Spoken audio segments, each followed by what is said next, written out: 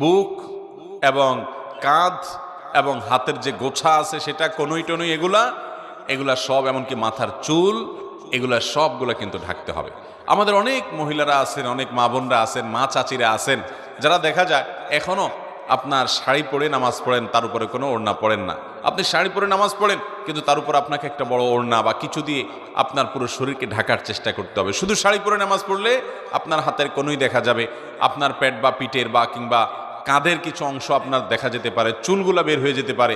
যদি আপনার পুরো নামাজ জুড়ে এরকম শরীরের সমস্ত অঙ্গ প্রত্যঙ্গ খোলা থাকে, আপনার নামাজ হবে না। অনেক মহিলারা আছেন সারা জীবন নামাজ পড়েছেন, কিন্তু তাদের নামাজ হয় নাই। অতএব আমাদেরকে মনে রাখতে হবে, মাথা থেকে পা পর্যন্ত মহিলারা নামাজের জন্য পুরো শরীরকে ঢেকে নামাজ পড়বেন, এটি তাদের জন্য ফরজ। এটি না হলে তার ফরজ তরক হবে, নামাজই হবে না। বিধায় এই তিনটি সাবধানতা নামাজের ব্যাপারে আমাদের বোনদেরকে আমি বিশেষভাবে করলাম। আর যারা বয়সে অনেক তরুণী আছেন,